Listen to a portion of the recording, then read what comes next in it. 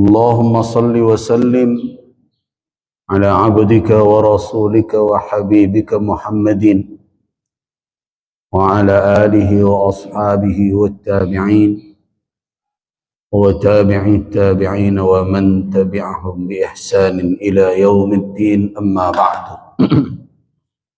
عباد الله, jamaah majlis kajian fikih keluarga rahimakumullah. Alhamdulillah, sudah hampir kita kita lewati separuh dari bulan Ramadan. Sudah sebagian mungkin sudah masuk 10 yang akhir. Kita bermohon pada Allah Subhanahu wa taala an yataqabbala minna a'malana. Semoga Allah Subhanahu wa taala menerima amal-amal kita semuanya, wa yudha'ifa lana, dan melipat gandakan pahala di sisinya. Amin ya rabbal alamin. Mungkin ini adalah majelis kita yang terakhir untuk Ramadan, selama bulan Ramadan, karena mungkin Senin yang akan datang saya tidak ke Padang lagi karena sudah masuk masa i'tikaf jamaah di Surau, di Bukit Tinggi.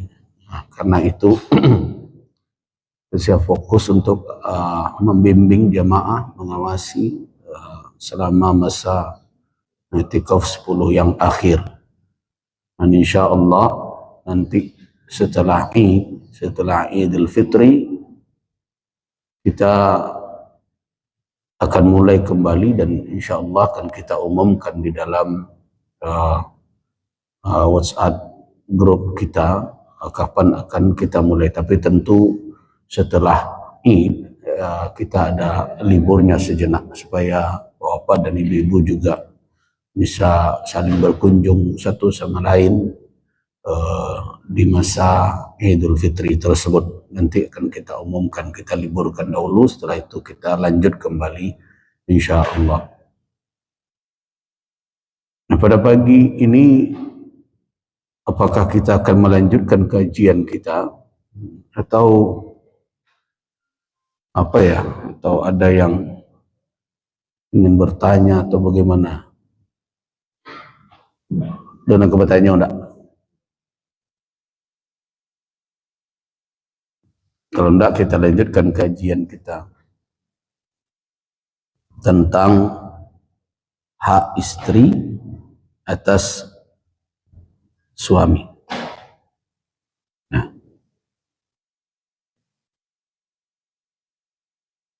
tidak ada yang mau bertanya. Baik, kalau tidak kita lanjutkan saja.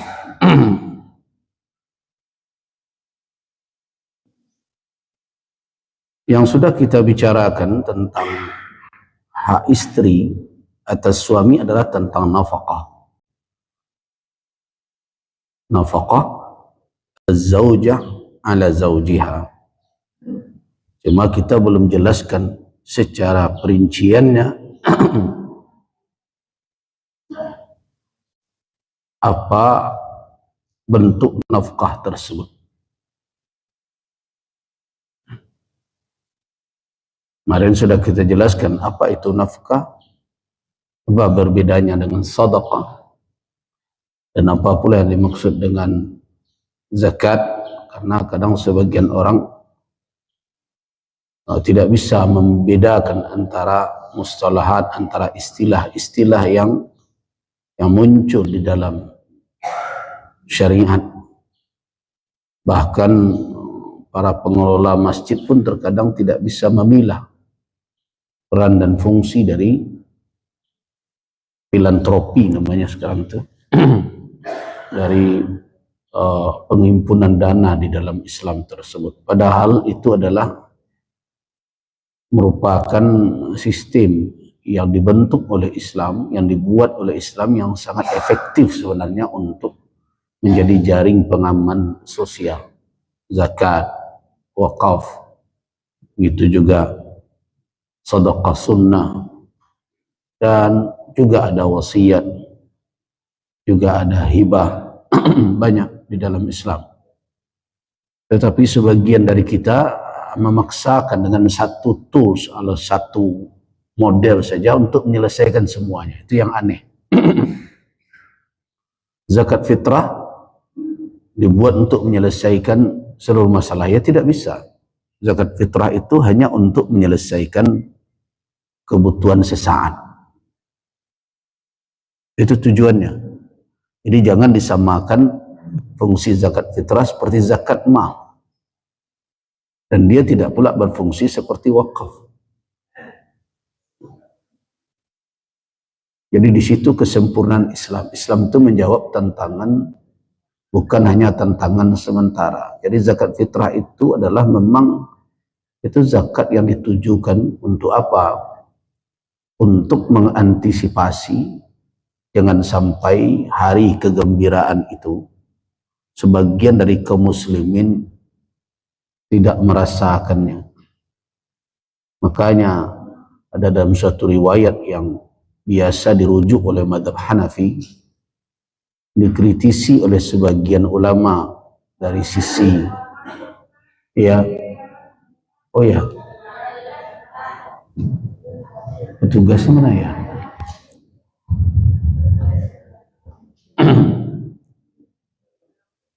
Harus dinaikkan apa ini? Jadi gini saya jadi minta tolong kasihan saya mic ini tergigit.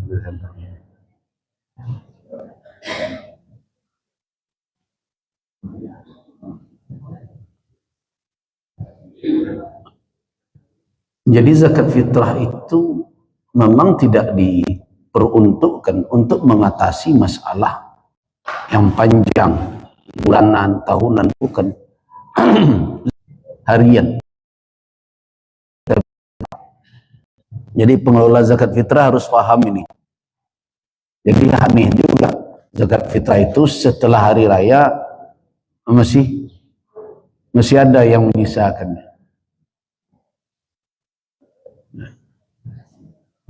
Pengurus masjid kadang menerima zakat fitrah untuk mewakili para muzaki, mewakili ya, karena pengurus masjid yang tidak ditunjuk secara resmi oleh lembaga yang ditunjuk oleh penguasa itu tidak disebut amilin. Dan zakat fitrah bukan zakat yang dianjurkan untuk diberikan kepada amil.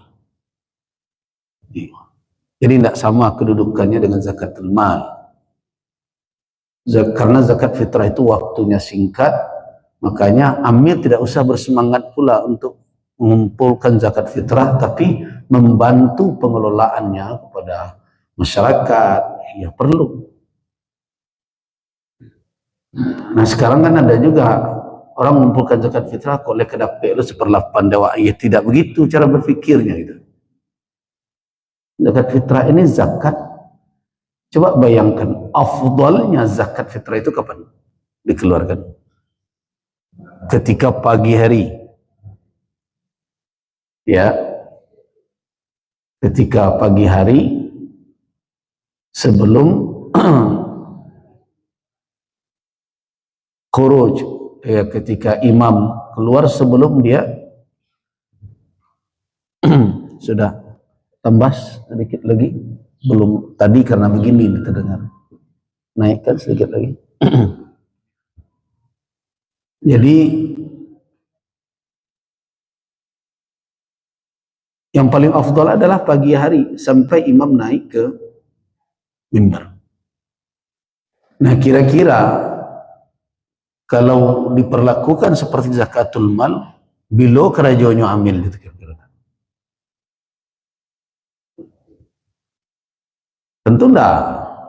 Nah, mungkin ambilnya bekerja. Itu makanya zakat fitrah pengelolaannya tidak seperti zakatul mal. Zakat fitrah dilakukan oleh masing-masing kita dan diberikan kepada fuqara dan masakin yang ada di sekitar kita. Nah, tujuannya jelas adalah untuk mengantisipasi kondisi dan situasi sehari itu. Nah, berdasarkan kepada riwayat tadi, aghnuhum yauma idzin anis su'al.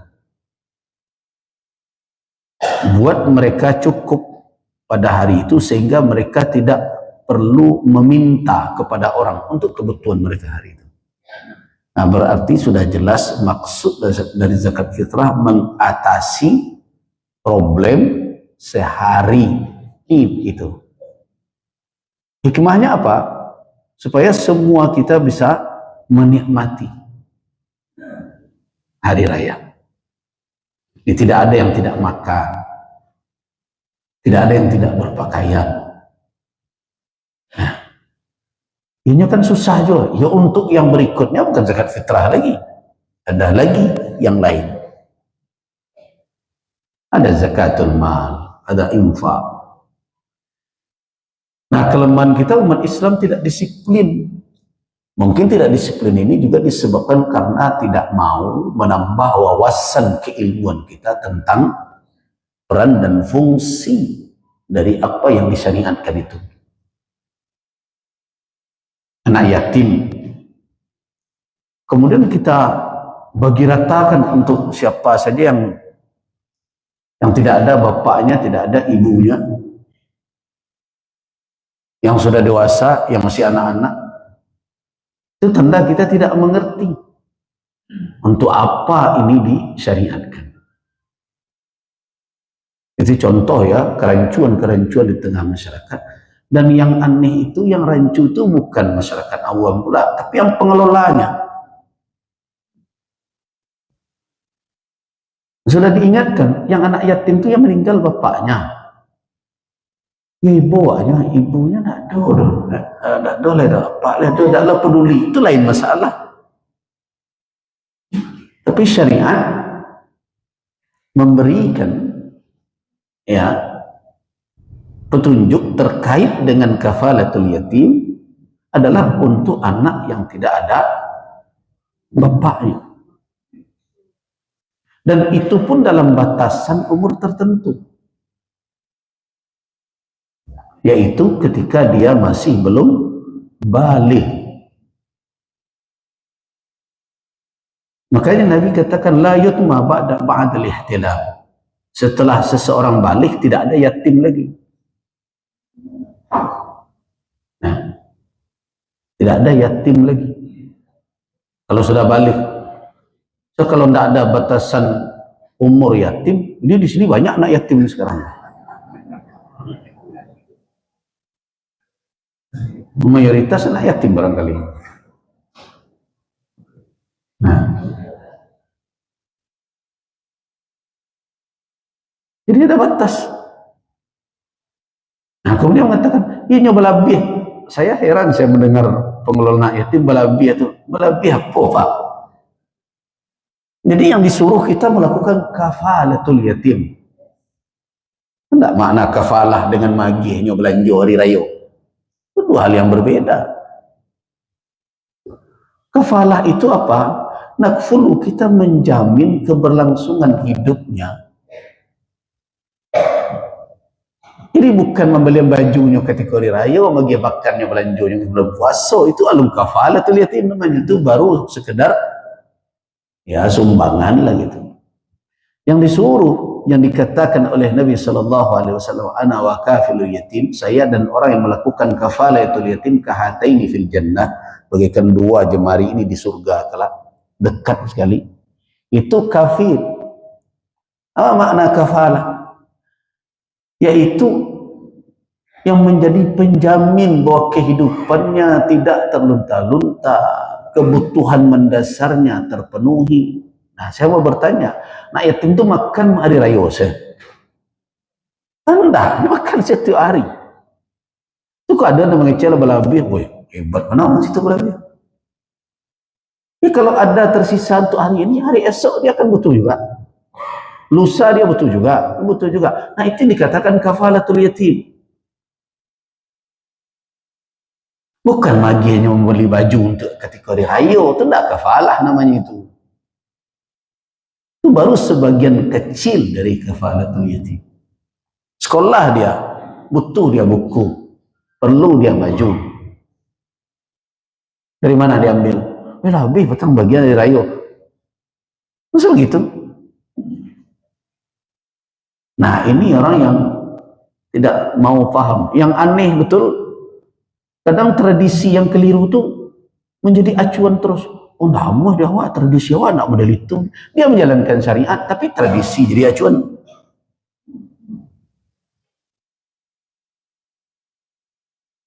Yang mengurus-urus anak yatim itu jangan tradisi, syariat dahulu. Nah kemudian sudah dikatakan, yang dikatakan yatim itu yang tidak ada bapaknya.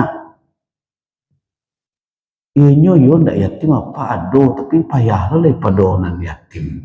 Nak piatu, ya kita jangan paksakan. Karena anak piatu itu ada penanggung jawabnya menurut syariat. Kalau bapaknya tidak bertanggung jawab, jangan anaknya dibebankan begitu saja kepada masyarakat. Tugas kita bersama untuk mengingatkan bapaknya. Nah, bahwa dia punya anak yang akan diminta pertanggungjawaban kepadanya di akhirat kelak. Tapi kalau anak yatim, ya tidak ada penanggung jawab langsungnya. Yang ada kafilnya pula. Itu pun kadang kalau berkecukupan ada kakeknya, ada pamannya. Nah, jadi kalau ada anak yang ditinggalkan oleh ibunya, piatu ya, kemudian bapaknya tidak bertanggung jawab, tugas kita dahulu apa? Mengingatkan apanya tuh. Punya lebih bini lah, cik lain. Ya bini boleh aja diganti, tapi anak kan tak bisa tinggal. Nah, jadi karena itu, kenapa kepada yatim? Karena kalau kecil orang, tulang karihnya lah hilang, cendarannya tak dolai. Nah karena itu diberi jaminan oleh syariat dengan kafalatul aitam, kafalah yatim. Tapi apanya susah loh, itu bahaya caranya. Nah kalau begitu, berarti bukan dari kafalatul yatim diambil dananya. Dari mana? Itu ada zakat. Tidak zakat fitrah. Jadi gian loh, harus lo kayaknya lebih banyak. Zakat fitrah untuk kepentingan sesaat. Ada zakat, beri bapaknya itu zakat. So, zakat kan tidak diberikan kepada anak yang masih belum balik. Jadi kalau kita memberi, sama dengan untuk anak yatim ini aneh juga ya. Saya bertemu tuh, bangga, diumumkan pula itu di medsos. Kita malam tadi alhamdulillah membagikan santunan untuk anak yatim. Masing-masing mendapat 1 juta seorang. Tempat anak babari itu anak TK, SD itu. Mungkin 1 juta seorang, sudah beli cindu sedonya. Nah, siapa yang berhak menerima? Ya kafilnya, siapa yang bertanggung jawab atas dia? Kalau dia belum mengerti, karena dia masih belum balik, taruhlah dia sedikit mumayyiz. Ya kan, anak yang belum balik itu ada 2 kategori. Ada yang belum balik tapi mumayyiz, lah cadik kalau bahasa awaknya, sederhananya supaya lah tahu jo mana keperlu dan mana tidak perlu, ana bermanfaat tak bermanfaat. Nah, itu mumayyiz namanya, walaupun dia belum balik. Itu namanya sabiyun mumayyizun namanya. Dia masih sabi, belum lagi dia balik, tetapi mumayyiz, lah cadik. Tapi ada yang ghair, yang alun dia cadik, mumayyiz. Yang ketujuh dia pariknya kekanyang. Nah, Nah, masukkah kategori yang orang yang anak seperti itu belum yunafaz, belum dilaksanakan. Kalau ada akad transaksi yang dibuat itu belum boleh. Kalau yang mumayyiz, kalau hal yang remeh atau yang tidak bernilai tinggi, bolehlah payahnya belanja beli minyak, ya bisa. Tapi kalau nak ketik nandak tentu je piti, kemudian suruh ada ibunya, jangan terima juga menggalih. Tak bisa. Karena dia tak tahu. Piti saya tak jalih adanya. Dia belum bisa bertransaksi yang seperti itu. Kalau yang mumayyiz, selama itu masalahnya umur tafihah, itu dalam kajian fikih itu, perkara-perkara yang tidak bernilai tinggi lah, itu boleh dia lakukan. Tapi jangan tiba-tiba nyoba peti sekian ratus juta itu tiba-tiba ke dealer tu, boleh to cie ini tidak bisa. Nah, jadi, anak yang belum mumayyiz atau yang mumayyiz sekalipun belum balik, sebenarnya tidak bisa diserahkan harta kepadanya. Masa ia kena ketik saran sejuta, masa buat main beli kelereng berbagai macam, dan buat main game. Nah, seharusnya kepada siapa diserahkan? Kalau dia hidup dengan ibunya, ibu nerima. Hidup dia dengan pamannya. Kalau ada dia dengan kakaknya yang dewasa itu yang nerima. Nah, dia yang mengatur kebutuhan anak. Nah, begitu pengelolaan harta anak yatim. Enggak, diberi anak ketik TK, tentu dia lagi cerita sana surang bangga awak umumkan. Kecil orang dah mengerti baca. Kok tak raja orang mengelola anak yatim. Bukan kepada mereka harta. Kan Al-Quran mengatakan la tu'tus sufaha amwal.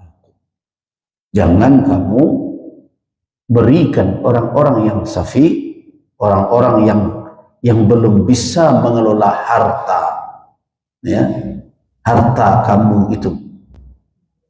Nah, tetapi ini sering tidak dipedulikan.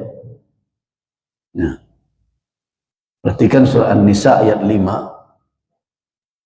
La tu'tus wa la tu'tus sufaha amwalakum allati ja'alallahu lakum qiyama warzuquhum fiha waqsuhum wa qulu lahum qawlan ma'rufa. Di pengelola anak yatim itu akan lebih baik kalau mau dia butuh apa? Itu pakaian, berikan pakaian. Anak-anaknya awak memperlakukan gitu ke orang dewasa. Zakat pakaikan sarung. Itu orang lah gadang namanya tuh. Kalau nerima pitinya tahu yang dipakainya untuk keperluannya. Ada awak enggak. Orang gadang awak perlakuan serupa anak ketek awak buat untuk orang gadang. Nah, itu adalah yang mengakibatkan apa? Kenapa syariat terkait dengan jaring pengaman sosial ini tidak efektif karena pengelolanya tidak menambah gaji. Itu masalahnya. Kalau diajak ngaji, kan kalau dikumpulkan pengurus haji itu, karena mereka yang banyak ngelola itu, tidak ada nanti bawa surang lah, nanti bawa garinnya. Pengurus tak muah, sebab kajilah penuh. Nah, tapi setelah diperiksa perilakunya seperti itu. Kalau orang sudah dewasa, seperti zakat, tak usah awak jadiannya kan sarung, mau kena sejadah. Tak asal dari zakat itu dari harta kita. Itu asalnya. Zakat padi dari masanya, apa yang harus dibayarkan? Ya padi itu.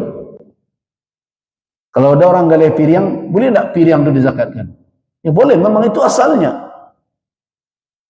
Nah, tapi kalau dia mau konversi, dengan apa dibayarkan? Indah jekan sarung lah.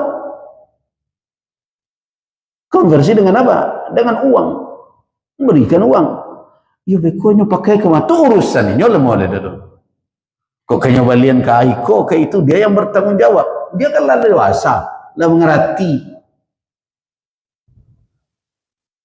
Dia sudah paham dengan kehidupan dia.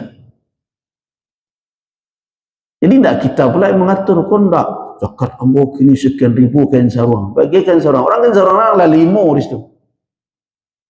Tidak betul kain sarung lah. Tidak betul kopiah. Yang butuh harinya, butuh dia makan. Itu orang sudah dewasa dan dia dituntun. Nah, dia juga tentu harus mendengarkan pula petunjuk syariat. Jangan mubazir. Nah, dia bertanggung jawab terhadap harta yang diterimanya. Tapi yang aneh, waduh kini anak yatim yang semestinya orang-orang yang terhambat untuk mengelola hartanya dengan tepat itu nanwa.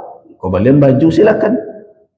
Berorang nak yatim awak kebutuhannya hari raya, oh, bajulah do alun, nah, beliau baju mana ketujuh alai makan kurang, belian makan. Kenapa? Karena dia safi, pada hakikatnya dia belum lagi pandai mengelola. Nah, karena itu kalau kita langsung untuk menjadi kafalah dia, seperti itu modelnya. Kalau ada yang bertanggung jawab dengannya, ya sudah, yang bertanggung jawab itulah yang dititipkan biaya. Bukan ke anak itu dia gempiti 1 juta, 2 juta. Nah, kalau akan diberikan untuk dia sekedar belanja untuk menggadangkan hatinya, ya sudah, berikan sekedar belanja harian ini, belanja hari. Tapi pengelolaan harta dia itu berada di tangan siapa? Di tangan penanggung jawabnya. Nah, begitu mengelola harta anak yatim tersebut. Allah Subhanahu wa taala melarang kita untuk memberikan, wala tu'tus sufaha. Jangan engkau berikan kepada orang yang belum sempurna akalnya, safih itu. Nah, orang yang belum sempurna akalnya, amwalakum, harta kamu sekalian, allati ja'alallahu lakum qiyamah, yang dijadikan oleh Allah kamu sebagai pengelolanya. Dalam kekuasaan kamu pengelolaannya. Warzuquhum, beri mereka nafkah, rezeki, fiha, dari harta tersebut. Waqsuhum, pakaiani mereka, beri mereka pakaian. Wa qulu lahum qawlan ma'rufa, dan katakan perkataan yang baik kepada mereka. Bahkan kalau kita lihat ayat ini kan dalam surat An-Nisa itu, di situ dikatakan wala tu'tus sufaha amwalakum. Setelah itu coba lihat ayat yang pegang Quran, ayat yang 6 tadi, ayat yang kelima saya baca. Wabtalul yatama hatta idza balagun nikah fa in anastum minhum rusyda. Perhatikan kalimat rusyda. Wabtalul yatama, dan ujilah anak-anak yatim itu dahulu. Jadi sebelum harta mereka diserahkan kepada mereka, uji mereka. Uji mereka, apakah mereka sudah sampai pada masa, pada saat mereka sudah patut untuk menikah atau belum. Jadi ada umur orang sudah bisa bertanggung jawab. Fa in anastum minhum rusda, kalau menurut pendapatmu sudah nyaman perasaanmu melihat mereka sudah sampai pada tingkat rusdun, bijak dalam mengelola diri mereka, harta mereka, baru fatfa'u ilaihim amwalahum, baru serahkan harta mereka kepada mereka. Coba bayangkan bagaimana Islam mengatur. Awak dan anak teratur. Ini kasusnya anak yatim ditinggalkan oleh bapaknya warisan. Tentu dia tidak bisa mengelola karena dia yatim kecil. Siapa yang bertanggung jawab terhadap harta warisan dia itu? Ya bisa jadi mungkin pamannya, kakeknya. Tapi yang jelas itu harta dia. Cuma dia belum bisa lagi mengelola.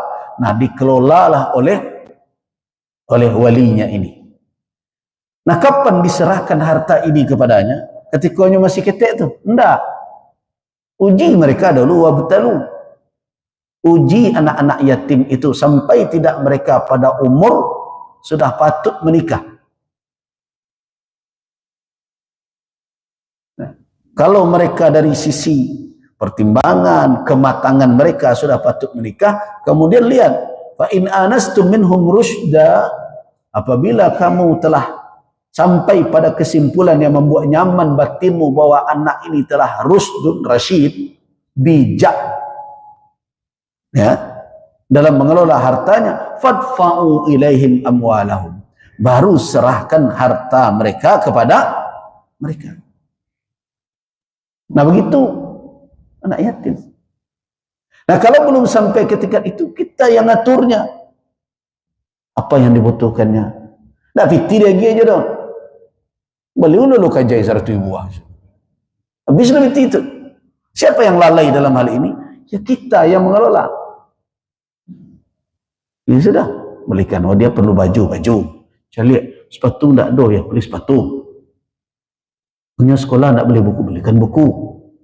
Hanya nak belanja lah, aku belanja stek. Nah, begitu anak yatim. Dan itu bukan hanya untuk sehari-hari raya, tetapi itu adalah suatu jaminan dalam masa yatim itu. Jadi aneh pula orang bocok mendengar, ya inilah banyak banah ya, lebih-lebih. Kok lebih-lebih? Itu tanda orang tak mengerti apa yang dimaksud dengan kafalatul yatim. Berlebihnya karena hitungannya hanya Ramadan saja. Hidup anak yatim itu tak bulan Ramadan saja doh. Paham Bapak dan Ibu kan? Dan pengelola atau anak yatim kini kok yang pertama mau sarankan istighfar dulu, taubat. Karena selama itu lah banyak telonsong. Nah, kemudian yang kedua, kaji benar apa yang dimaksud dengan kafalatul aitam, kafalatul yatim. Kalau tidak faham tentang bagaimana syariat agama tentang itu, rancak tak satu. Kalau ke satu juga rajin bertanya. Kau nak satu namun ngerti ndak bertanya pantang. Coba ya. Tanya. Jangan beko dianggap orang ketentuan syariat ini tidak efektif. Syariat ini sempurna Bapak dan Ibu. Cuma awak dan tidak sama dengan zakat. Zakat itu efektif sebenarnya dijalankan sebagaimana tuntunannya. Kini dicoba orang untuk menggeser-geser. Kenapa? Karena yang pertama mengelolanya, yang jadi dasar pemikirannya bukan tuntunan syarak, tetapi adalah semangat untuk mengambil harta orang. Kalaulah tiba untuk masuk ya menjadi pengurus badan amil zakat, barabu itu sekian orang. Kenapa? Karena gadang dapetnya.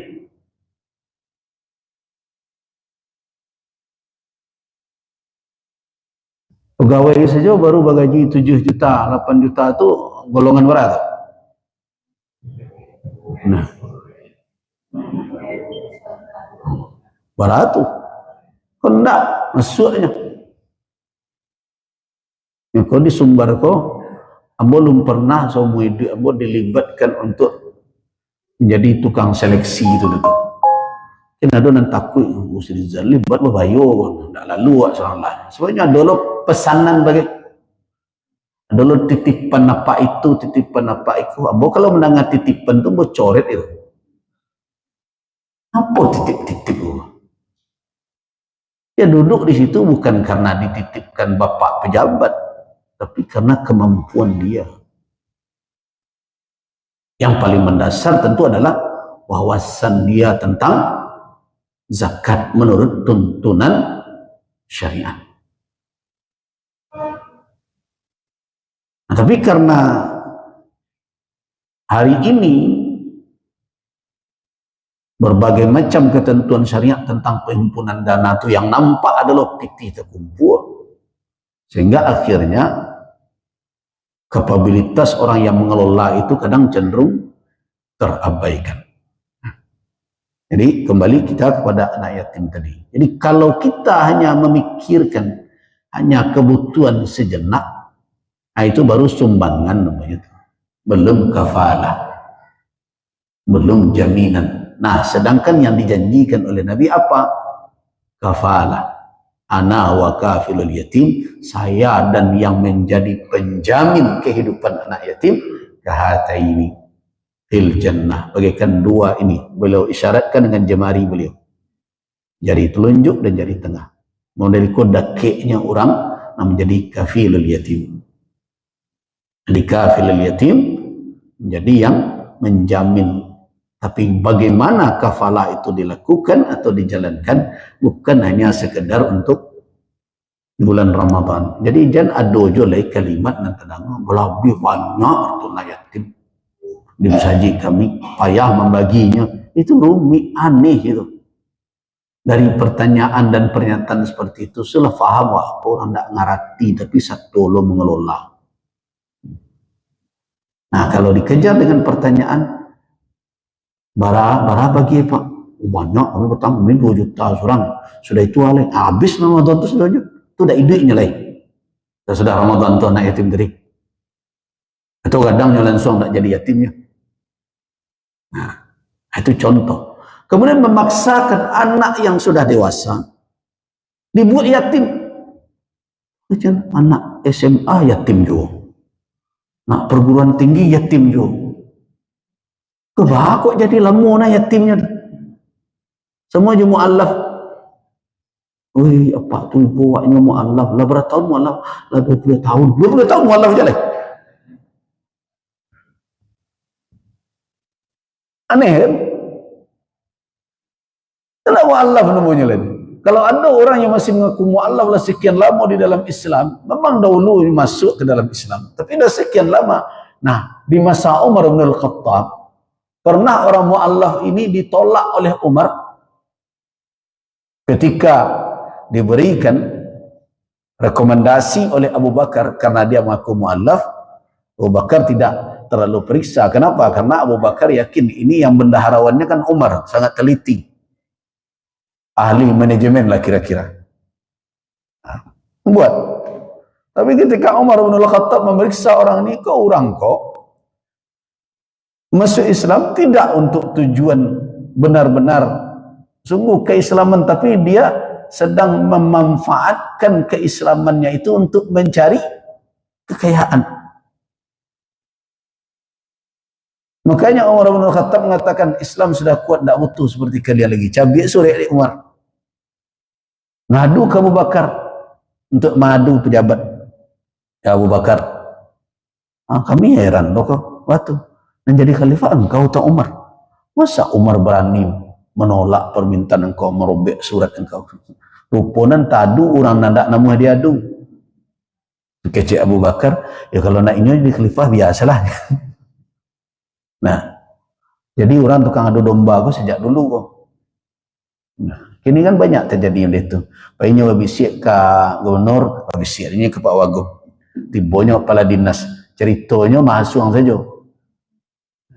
Sering terjadi itu. Saya mengalami betul. Jadi ada pejabat yang belum bertemu sama sekali dengan saya, tapi banci saja, berang saja. Saya nama Gus Rizal tu berang saja. Tu bersuah sekali, terpasuh bersuah. Terus mota, pas mota baru terbuka. Oh berarti tidak model itu buya sonanya. Cerita sampai kamu dan tambah kapak. Nah barunya galak-galak sengyang saja. Lah banyak lo kan cerita dari orang, tapi apa tidak pernah konfirmasi. Iyo ya. Nah itulah banyak kerja orang. Perangai orang model itulah ada sejak dahulu. Nah datang ke Abu Bakar tuh, kerja Umar tuh beraninya menolak keputusan khalifah kecil Abu Bakar. Kau nak inyo jadi khalifah biar lainnya ambo malih lo kan. Jadi ada orang yang seperti itu. Tapi kita kembali ke kasus tadi. Kenapa Umar bin Khattab tidak memberikan hak orang itu sebagai mu'allaf? Bukan Umar menggugurkan hak mu'allaf qulubuhum dalam Al-Quran. Ini tentang Umar ini banyak orang membuat kesimpulan yang keliru. Kecekan Umar menggugurkan hak mu'allaf yang telah ditetapkan oleh Al-Quran. Bukan hak mu'allaf, tapi tidak memberikan, ada orang mu'allaf tidak diberikan oleh Umar hak zakat mu'allaf kepadanya. Kenapa? Karena dia tak memenuhi syarat untuk menerima walaupun dia mu'allaf. Sama dengan Umar bin Khattab menggugurkan hukuman potong tangan. Tidak, Umar tidak pernah menggugurkan hukuman potong tangan dalam Al-Quran. Itu tegas, as-sariqu was-sariqatu faqta'u aydiyahuma. Masa Umar berani mengatakan kau tidak berlaku? Tetapi ketika diperiksa, akan hukuman itu kan ada proses. Belum lagi cerita hukum BW Belanda, Islam sudah punya yang disebut sekarang hukum murafaat namanya, tuntut menuntut, proses di peradilan, proses pembuktian. Jadi orang yang belajar ilmu hukum jangan mengatakan bahwa mereka lebih awal, lebih dahulu.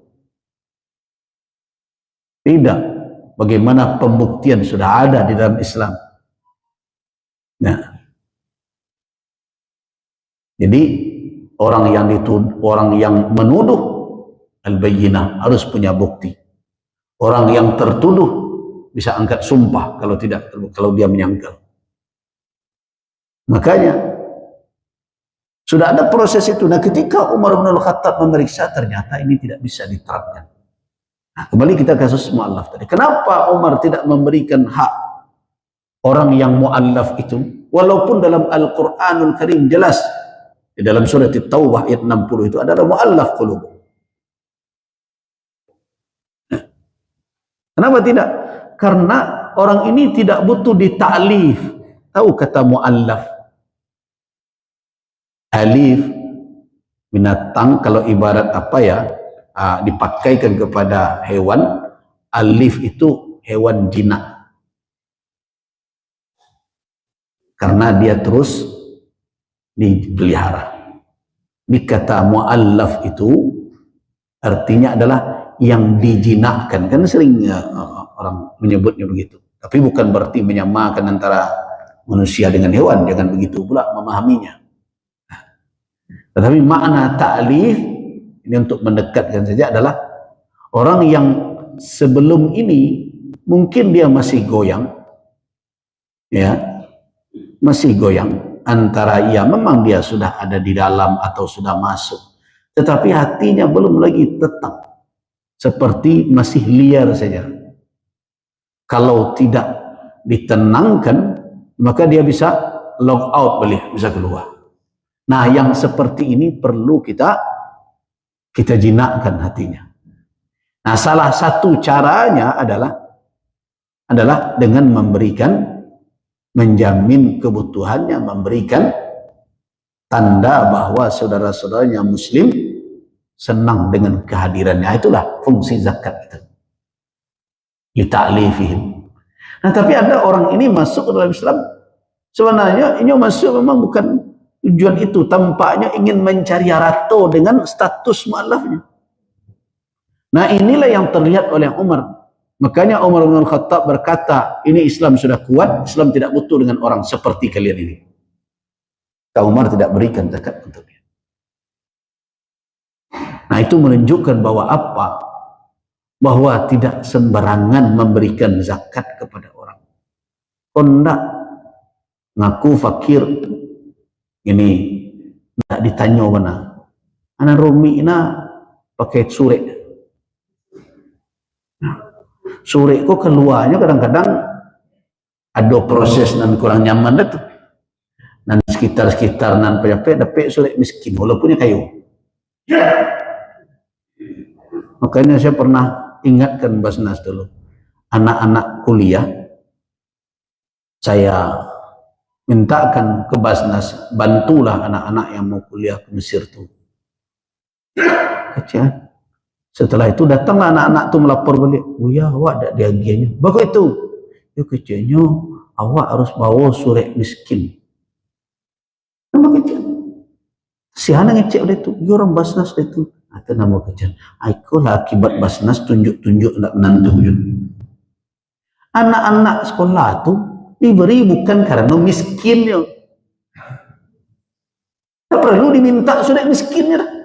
Bedu tolong ku apanya tu. Mungkinnya kena di orang kelurahan, jo petugas negari, minta lagi surat miskin. Ada jadi miskin lah pak. Nah, dia diberi karena alasan bukan karena miskin. Jadi jangan dikatakan yang menerima zakat ke orang fakir miskin saja. Yang perlu difahami. Amil itu berhak nak menerima zakat kalau dia amil benar. Iya. Walaupun dia kaya sekalipun. Tapi dia amil. Amil itu yang mengelolanya. Kalau tidak nyu kerajaan, berarti nyu khianat ke tugasnya namanya. Menjadi amil, amil itu. Nyu perlakuan mereka tua kan. Kan tua itu kan ada uang dengah, uang cigok, uang cali. Nah, al-amilin yang mengelola administrasinya berbagai macam berhak dia. Apakah bersyarat pula amil itu harus miskin baru dia menerima zakat? Tidak, dia menerima atas nama amilina alaiha. Nah begitu juga ketika kita putuskan dalam fatwa bahwa anak-anak yang sedang kuliah itu berhak mendapat bukan karena miskin dia, bukan karena fakir dia, tapi karena apa? Karena dia sedang menuntut ilmu. Orang menuntut ilmu itu fi sabilillah. Itu lebih berhak diberikan daripada untuk mengganti plafon loteng musaji. Mengganti lapiak musaji dan masih baru. Lebih rancak anak-anak itu diberikan. Investasi jangka panjang namanya. Pulangnya menjadi ilmuwan. Dalam keilmuan apa saja? Karena Islam membutuhkan berbagai ilmu. Bukan hanya ilmu fikih seperti Nana Bojalehkan saja. Bukan hanya ilmu tafsir saja, bukan ilmu hadis juga. Juga ilmu pertanian. Pertanian awak bila maju-maju juga. Orang lah macam-macam dan dibuat inovasi. Latih pada ketika Abu di Mesir dulu. Abu dia pergi mangga ada orang Mesir. Gimana? Wala ta'al. Nak ke sekolah. Ya pak aku. Ada mangga. Ko mangga ko ismuhu Mangga Soekarno. Ini ko Mangga Soekarno. Ko tanya-tanya kok ada Mangga Soekarno. Yo kabarnya ada Soekarno yang bawa bibitnya kemari. Ya baguslah. Tapi nana heran bahwa Mangga Soekarno tu tempat awak tak ada. Tiba dua orang itu dicalik gadangnya 3 kali mangga awak. Kok bisa ada orang jadi serupa itu di awak model itu? Padahal dari awak sahnya. Nah, jadi Islam membutuhkan ilmu, berbagai ilmu, dan itu bisakah dibayar dengan zakat? Bisa. Harus miskin pula kok pelajar kedua? Enggak. So maksudnya bukan hanya sekedar untuk membantu dia, tetapi untuk membangkitkan semangatnya dan untuk menyadarkan dia bahwa dia ada tanggung jawab di belakangnya umat yang menunggunya. Ada awak ikut titik lemah awak, sehingga banyak orang-orang pintar awak tak balik ke negara ini. Kita pergi ke berbagai daerah. Saya dulu pergi ke beberapa negara Afrika, bertemu para ahli yang bekerja di perusahaan-perusahaan asing. Itu orang-orang Indonesia yang membor minyak berbagai macam, insinyur-insinyur awak. Pergi kita ke negara tetangga juga seperti itu. Nah, padahal Islam telah menyiapkan itu. Jadi pelajar-pelajar ini, kalau ada yang berpotensi, yang berpeluang, apalagi mereka juga sudah lulus seleksi, itu perlu untuk kita berikan. Bukan hanya karena mereka miskin, karena keilmuan mereka itu kita butuhkan nanti. Kalau tidak, di embargo ada orang mau mati, orang makan. Lumpuh negara awak. Sebenarnya kasus kini kok perang Amerika Israel menyerang Iran, MUI sudah berapa kali mengeluarkan tausiah dan kita sudah bicarakan. Tausiah terakhir juga sudah kita sudah ingatkan juga kepada pemerintah bahwa Indonesia harus memiliki sikap yang jelas. Tidak mungkin berpihak kepada Amerika. Harus jelas. Dalam posisi sekarang ini jelas yang teraniaya adalah Iran. Nah, cuma ada yang menyeret-nyeret sekarang, oh Iran Syiah. Ini persoalannya adalah bukan hanya sebatas madhab di dalam i'tiqadi dan dalam fikih. Itu adalah masalah ranah politik. Kalau umat Islam tidak menentukan arah kebijakan politiknya ke depan, kita ini bisa bercerai-berai dibuat oleh Amerika dan Israel itu. Dua negara ini tidak bisa dipercayai. Tidak bisa. Nah, saya secara pribadi di dalam berbagai kesempatan saya katakan saya tidak setuju keberadaan Indonesia di BOP itu. Nah, peluang yang akan dimanfaatkan banyak kalau kita mau berdiplomasi dan kalau para diplomat kita ini cerdas. Bukan BOP saja jalannya. ASEAN bisa lebih ditingkatkan. Kemudian negara-negara lain yang sekarang coba lihat, masa keras pula sikap Spanyol, Inggris. Kita adalah negara yang dihuni oleh umat Islam terbesar di dunia. Nah, nanti kita takut kita akan diporak-porandakan oleh Amerika. Saya katakan kalau itu alasannya, kapan pula negara ini melahirkan orang-orang yang pengecut? Ya kalau memang sudah berhadapan seperti itu, dahulu pun kita tidak punya senjata besar, pakai bambu runcing katanya melawan. Tapi apa betul seperti itu? Betul ketakutannya terlalu berlebihan seperti itu. Nah, sehingga kita harus mengambil sikap yang sampai hari ini tidak jelas.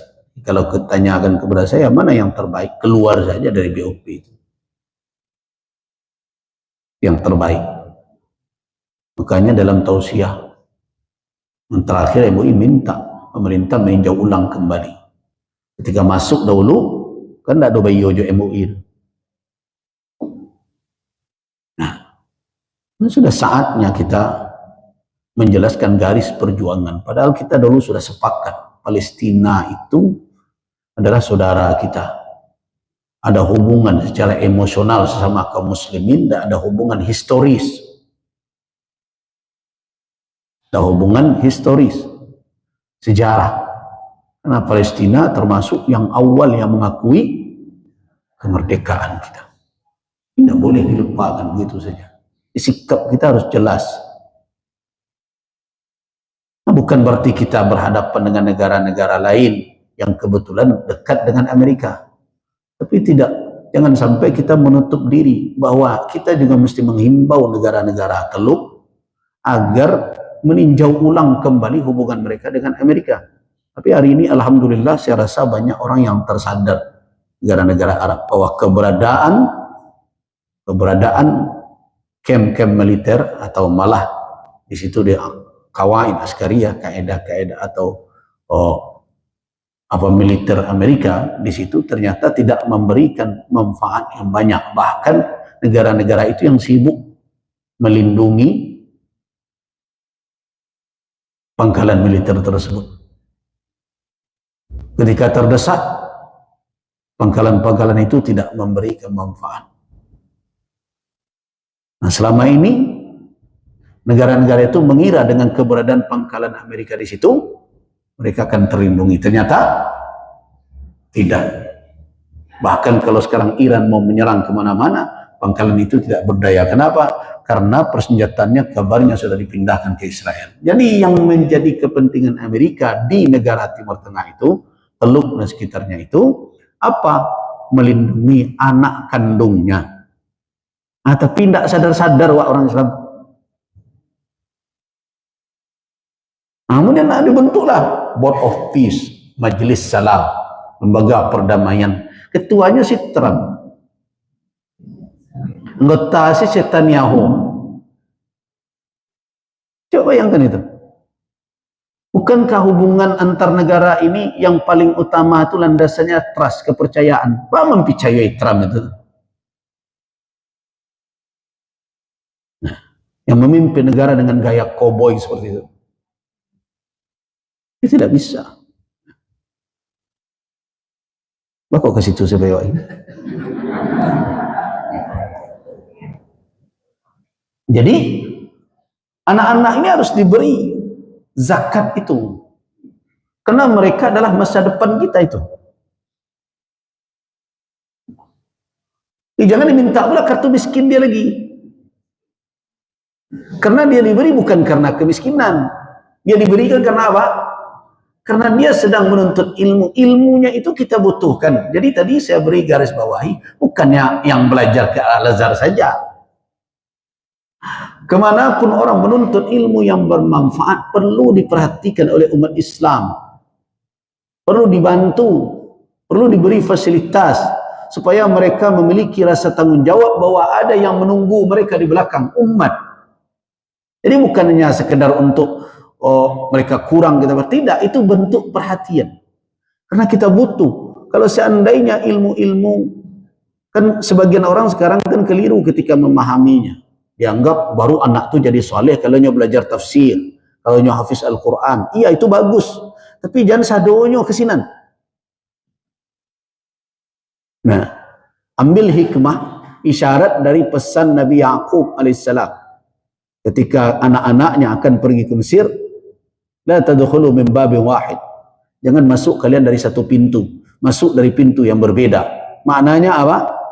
Titik sama, tapi beda-beda pintunya masuk. Kenapa? Kalau satu gagal, yang lain ada yang akan mengcovernya. Begitu konsepnya. Itu kan teori politik sebenarnya yang diajarkan oleh Yaqub alaihissalam kepada putra-putranya ketika mau pergi ke Mesir di masa paceklik untuk meminta bantuan pangan.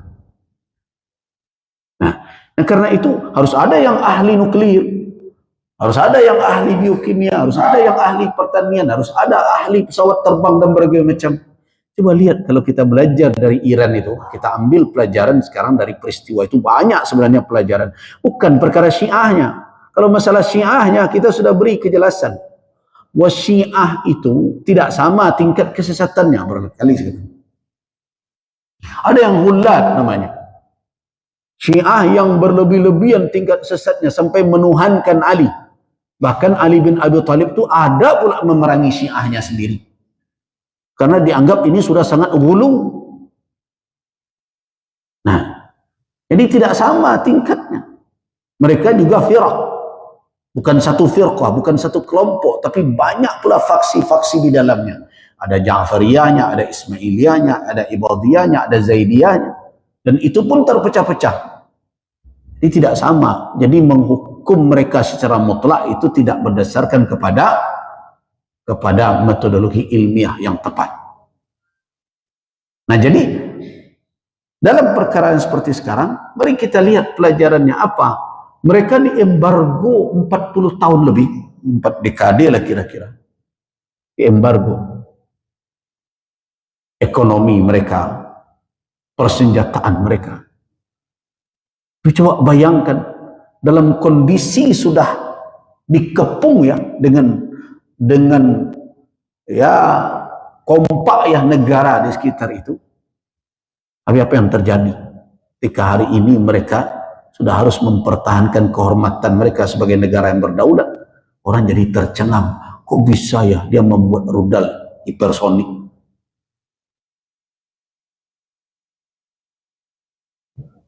Dan tepat sasaran lagi. Ini kan membutuhkan teknologi yang tidak sederhana. Awak saja jangka membuat rudal dan tepat sasaran, bansosnya cok lah tepat sasaran. Ini kan Bayangkan, MBG saya bermasalah tadi. Bagaimana? Nah, mestinya kita belajar dari kan, hal yang seperti itu bisa dipelajari. Nah, karena itu perlu dibekali anak-anak ini. Nah, itu gunanya anak-anak yang belajar ilmu ini kita support, termasuk dengan zakat. Oh, nyo kayo, yuk biarlah. Tapi setidaknya nyo tahu, ternyata ada umat yang berharap. Nah, seketik banyak so, kalau ditawarkan orang, ketika nyo tamek, mungkin dia cerdas, menonjol, datang orang menawarkan, kerajaan tempat kami tekana adiknya. Nggak mungkin nembus ke situ, biarlah kayo mana di sini banyak gaji. Tapi ada umat yang menunggu ambo. Dulu pernah mengirimkan uang kamu dari zakat umat, kamu harus mengabdi balik ke kampung. Begitu.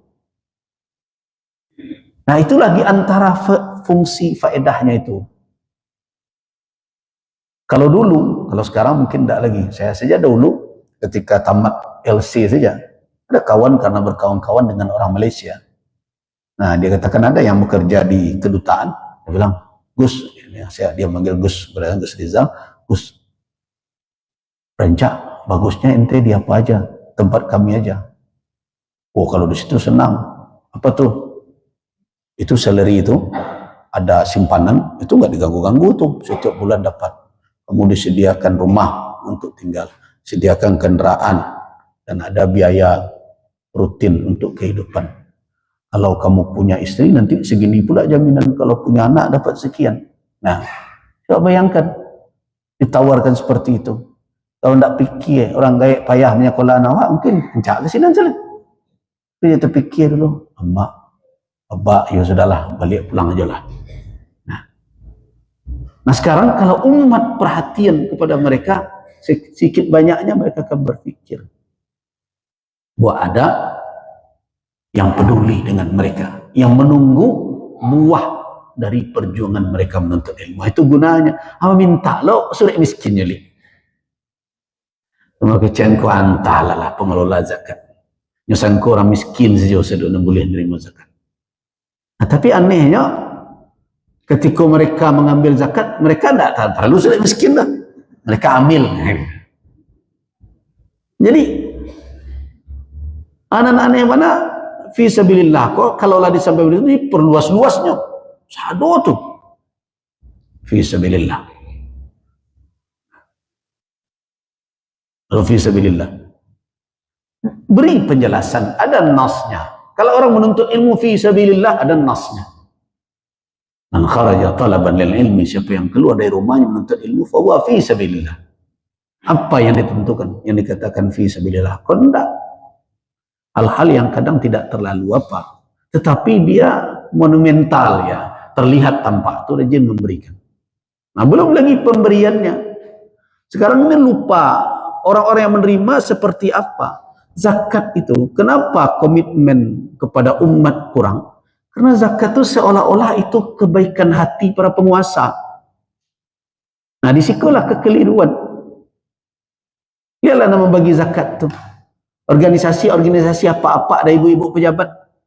Padahal yang dibagi-bagian PTSA. Nah, itu aneh. Sehingga orang yang menerimanya tidak merasa berhutang, tidak merasa ada tanggung jawab apa-apa kepada umat, keumatan, tapi kepada apa nama lagi itu. Padahal di peragian apa itu bukan sakunya tuh. Ini banyak apa-apa ibu-ibu kok merasa sangat pemurah mana tampil. Piti zakat apa bagi-bagiannya. Nah, Basnas ini udah berulang kali saya katakan, tidak usah aja apa-apa tuh. Awak saja sampaikan ini kewajiban umat yang telah kami himpun. Bersyukurlah kepada Allah Subhanahu wa taala. Kalau tidak hadir apa itu tidak jadi pembagian. Urusan dia apa tu? Apa tu setiap turun dia minta peti bagi peti zakat. Tikonya pidato dan oh ya, apa ya? Oh sudah bayar ya, apa kan apa dia? Padahal di pembagi-bagian peti siapa? Nah, peti umat. Jadi banyak orang nerima zakat kini merasa wah apa-apa itu dan sangat dermawan. Pola pemberian zakat seperti ini sebenarnya perlu kita renung ulang.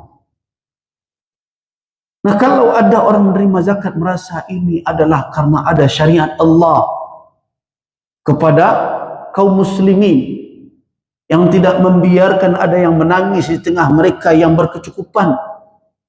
Ini rasa syukurnya besar kepada Allah Subhanahu wa taala.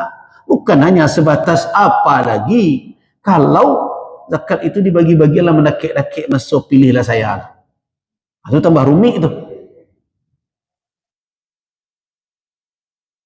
Nah, ini banyak hal-hal di dalam kehidupan kita yang kita perhatikan, dia tidak berada pada garis yang tepat menurut tuntunan syariat tadi.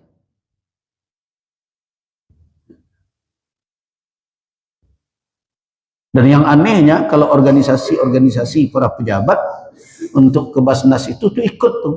Tapi kalau MUI meminta tolong dilibatkan MUI supaya ada perhatian ulama kepada umat. Nah, ada di situ ada tuh bagian zakat tuh. Nah, baku itu mereka merasa berperan lo ulama kok diturik ada orang. Kalau diturik ulama ada ulama tarik matahari kembar macam-macam lah cerita. Itulah pikiran-pikiran yang rusak yang sekarang malah merajalela. Sehingga tidak mengherankan berbagai macam ketentuan syariat tentang hal ini tidak efektif berjalan. Ini perlu kita renungkan. Nah, mungkin faktornya, mungkin SDM-nya, makanya harusnya yang menyeleksi orang-orang yang akan duduk di Basnas itu orang-orang independen, orang-orang yang punya komitmen keumatan yang kuat. Nah, tapi kan tidak, dan tukang seleksinya nandake jawab apa iko dan apa itu, sehingga dan duduk nandake jawab apa iko dan apa itu yuk. Nah, inilah amanah kalau disia-siakan rusak jadinya. Makanya terbukti apa dikatakan Nabi, idza duyi'atil amanah fantaziris sa'ah. Kalau amanah sudah disia-siakan, tunggulah saat. Saat di situ kiamat. Kiamat itu bisa jadi kiamat kecil. Hancur dan rusak urusan itu. Dan kiamat itu kan kehancuran. Kalau dikelola oleh orang yang tidak amanah, urusan itu tidak akan beres. Jadi ini mumpung bulan Ramadan, berbagai macam pengelolaan jaminan sosial umat ini, baik zakat, begitu juga infak sedekah. Nah, begitu juga infak sedekah untuk masjid. Orang-orang yang mengelola masjid juga harus memahami apa peran dan fungsi utama dari masjid. Nah, peran dan fungsi utama masjid itu bukan bagi pembukuan. Ini perlu diingat betul itu. Jadi pendanaan atau pengeluaran pendanaan masjid itu harus lebih menyokong kepada apa? Ke arah peran dan fungsi utama masjid. Jangan terbalik, hal-hal yang sekunder yang sifatnya hanya untuk melengkapi itu lebih diutamakan daripada fungsi utamanya. Fungsi utama masjid ada dua yang tidak bisa lepas dari masjid. Yang lain boleh lepas, di mana-mana bisa dilakukan. Yang pertama, tempat beribadah harus nyaman. Kondak tampak ada orang di situ kegiatan kumpul-kumpulnya untuk sebentar kan bersama, tapi lapiknya tak tanggung baunnya dah. Vakum saja tak berbalik dah. Nah, ini pengurus masjid tidak tahu peran dan fungsi. Harusnya orang yang datang beribadah itu nyaman dan bisa khusyuk. Itu pertama, itu perannya. So, masjid ini bukan dibuat untuk sembarangan. Karena itu di dalam masjid ada adab namanya. Orang yang berbuat sesuatu yang tidak sesuai dengan peran dan fungsi masjid dilarang oleh Nabi. Makanya idza ra'aitum, apabila kamu melihat orang yunsidud dallah, mengumumkan kehilangan, bukan mengumumkan barang hilang ya. Dia kehilangan sesuatu, dia umumkan di masjid ini. Kemudian faqulu lahu, katakan kepadanya, la raddallahu alaika, mudah-mudahan tidak dibalikkan di Allah ke engkau. Innal masjid la yubna lihada, masjid tidak dibangun untuk itu. Jadi kalau ada orang kehilangan tagaknya sih kau, apa dan ibu-ibu bodoh kehilangan itu, kalau ada yang dapat tolong, boleh itu. Kata Nabi, katakan oleh kamu yang melihat dan mendengar itu, la raddallahu alaika, mudah-mudahan tak dibalikkan Allah ke engkau. Nah, kalau ada orang orang melakukan bisnis di masjid ini, berjual beli dia, nampak oleh kamu, boleh kamu katakan kepada la arbahallahu tijaratan, mudah-mudahan tak diagih labo bisnis engkau dari Allah. Itu makanya saya sering protes kadang-kadang kalau ada kawan-kawan para da'i, kebetulan dia juga pembimbing umrah, dia sedang ceramah di kota agak benar umrah khusus dengan ustaz ini. Nah, itu kalau ada pengurus haji dari itu ustaz bawa tu tidak usahlah diundang lagi, bawa keluar. Itu dia salah gunakan itu peranan masjid bukan untuk bisnis. Nah. Makanya dulu saya pernah tegur Bank Syariah di masjid waktu itu di Solo, Masjid Agung. Dia buat acara, dia jadi sponsor. Kemudian dia pampangkan waktu itu spanduknya. Di situ ada produk, ada mudharabah, ada ini. Saya bilang kan, tuh keluarkan itu. Kalau tidak keluar, ambon ke ceramah, tidak mau keluar. Oh tidak baru ya, tanggan tuh. Ini bukan tempat untuk itu. Maka dulu saya pernah tegur pula Pemda Provinsi. Ingat kan? Ketika ada film Bianca. Nah, saya diundang. Dari sekian banyak, kosong saja kursi ketua MUI. Ada yang tanya, kok tidak tiba ya? Boleh diundang, cuma tidak mau datang. Baku itu. Walau bagaimanapun, film itu, nah, katanya tidak berlaba, terserahlah. Itu bagian dari bisnis. Tidak elok di dalam ruang masjid itu. Kalau mau juga, kan ada aula di bawahnya. Kenapa di situ? Ya kan ulama, filmnya film ulama ke film apa, sama saja. Orang punya modal, dia ingin kembalikan modalnya. Bukan kita tidak mendukung hal yang seperti itu, tapi tempat itu harus kita jaga kehormatan masjid. Ini masjid ada tujuannya. Nah, fungsi utamanya tempat beribadah, jelas. Nah, segala fasilitas ibadah, walaupun kehabis piti infak dia pakai untuk itu. Imam mesti kita keluarkan transportasinya karena dia menghabiskan hari dan waktunya untuk menyelenggarakan. Dia diberikan yang layak. Jangan dia disuruh untuk mengelola ibadah kita, untuk menata dan mengatur ibadah kita, terus anaknya tidak bersekolah. Wajarlah itu? Tidak benar. Tentu tidak ikhlasnya. Tidak begitu, tidak menyangkut harus ikhlas dan tidak ikhlas itu ukurannya adalah ketika orang diberikan, dihargai jasanya. Pejuang saja, orang yang berjihad di jalan Allah, ketika mendapat harta rampasan perang, berhak tidak dia memilikinya? Berhak. Nah, nanti niatnya yang menentukan. Kalau dia mengelola masjid itu hanya demi uang itu saja, hilang keikhlasannya. Tapi dia lakukan demi Allah, kemudian Allah Subhanahu wa taala memberikan untuk dia rezeki melalui apa yang dia lakukan itu rezeki untuk dia. Anan rumi bana mewah, hebat. Nah, tapi imamnya salang ke suwok, salang ke kida, anaknya ke sekolah, hutang ke siko. Padahal dia disuruh untuk memimpin ibadah kita.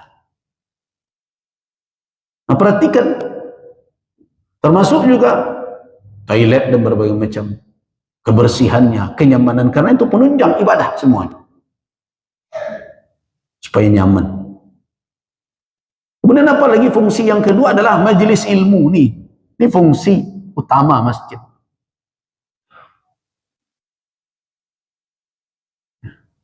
Fungsi utama. Mau habis uang untuk bermajelis ilmu, kalau perlu 3 kali, 4 kali, leado je orang nama mendengar, siapkan. Nah, kondak. Ada pengajian 10 orang setinggal tu batu tuik selai.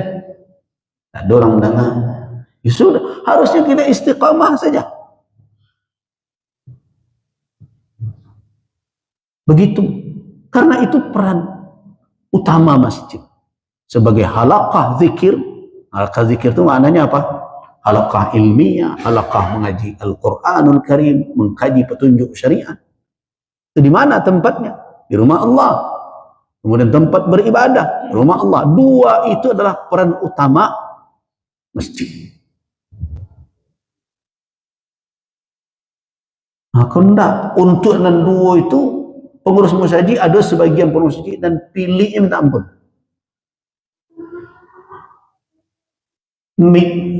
Mikrofon bersorak ustaz dia mengecek ustaz sama nak terdengar sini membali payah jo. Nah, harusnya masjid kita ini sudah canggih. Kalau perlu mengecek nampak ayat tampak, hadis tampak, sehingga orang mudah. Sekarang teknologi kan sudah ada. Pembicaraan saya ini ada aplikasinya, sudah bisa tertulis langsung. So kalau ustaz sudah nulis kan bilu harinya lain, dari pagi sampai petang sampai malam pagi belum, hampir tidak istirahat, tidak mungkin sempat. Nah sekarang dengan teknologi seperti itu, pembicaraan seperti ini bisa keluar dalam bentuk tulisan. Harusnya sudah disiapkan timnya. Nah itu masjid. Nah tapi sayang, jamaah pun kalau berinfak untuk urusan itu payah loh. Nah, tapi kalau ada ini makan bersama sesudah Jumat, nah itu rami itu. Satu tuh urusan makan-makan. Padahal nan makan di situ tuh orang kayo, orang bansek satu-satunya.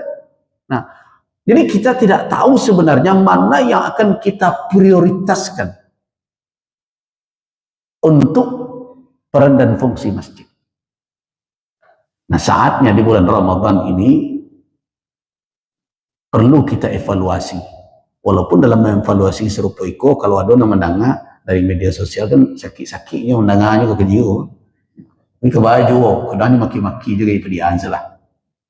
Nah, memang kita harus berubah. Masjid ini memiliki kekuatan besar kalau dikelola dengan baik. Ingat, Nabi dahulu tidak punya istana negara. Nabi tidak punya pusat pengelolaan militer seperti Pentagon di Amerika itu. Nabi dahulu tidak punya lembaga kantor badan keuangan negara. Tidak. Malah dulu Nabi mengelola urusan negara seluruh di mana? Di rumah Allah. Bahkan mengatur strategi peperangan pun di masjid. Ingat Bapak dan Ibu-ibu bagaimana Nabi memusyawarahkan ketika akan berhadapan dengan pasukan Quraisy di Uhud. Di mana beliau bermusyawarah? Di masjid. Bahkan ada sebagian yang menggunakan masjid dahulu sebagai tempat untuk berlatih gerakan-gerakan peperangan seperti yang dilakukan oleh orang Habasyah. Mereka memain-mainkan tongkat mereka dan itu gerakan-gerakan untuk memainkan pedang.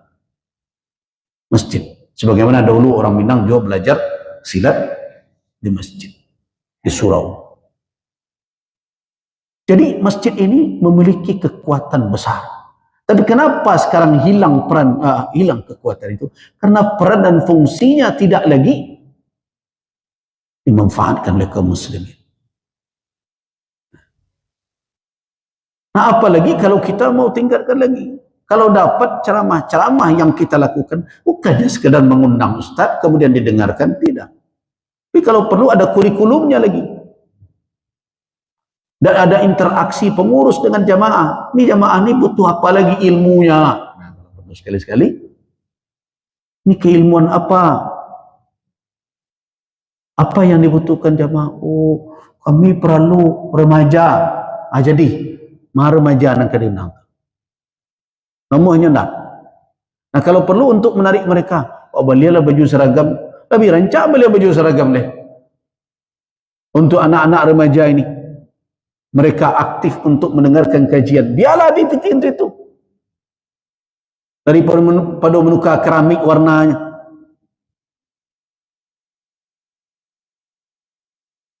Nah inilah yang tidak terfikir.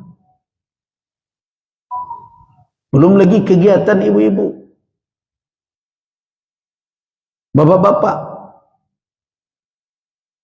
kalau perlu ditingkatkan berbagai kualitasnya, dibuat kurikulumnya, dibuat materi pelajarannya, dan diundanglah para dai, para ulama yang memang mutakhassisin, yang spesialis itu. Kok ahli fikih, undang ahli fikih. Kajian tafsir diundang di ahli tafsir. Yang ada kajian hadis diundang ahli hadis. Yang sejarah diundang ahli sejarah. Sehingga kualitas keilmuan itu betul-betul terjaga. Dan yang sampai kepada umat itu benar-benar adalah pesan risalah dari Allah dan Rasul. Nah peningkatan seperti itu yang harus dikembangkan lagi. Tidak. Banyak kerjaan kita itu hanya memunculkan atau menampakkan tampilan lahiriah. Saji semakin rancak-rancak, semakin hebat terlihat. Jadi ikon ini, ikon itu. Makanya lomba-lomba award musajik itu lebih banyak kemana? Lebih banyak mengarah kepada fisik. Tapi tidak dipertimbangkan masjid yang aktif dengan kajian, masjid yang aktif dalam bermajelis ilmu, masjid yang aktif dalam menjalankan ibadah.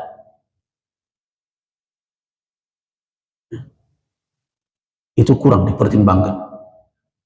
Jadi saatnya umat Islam melakukan perubahan mendasar di dalam pengelolaan potensi yang ada, mulai dari filantropinya tadi, pendanaan-pendanaannya harus ditata ulang kembali karena banyak yang menyimpang di lapangan, banyak yang menyimpang.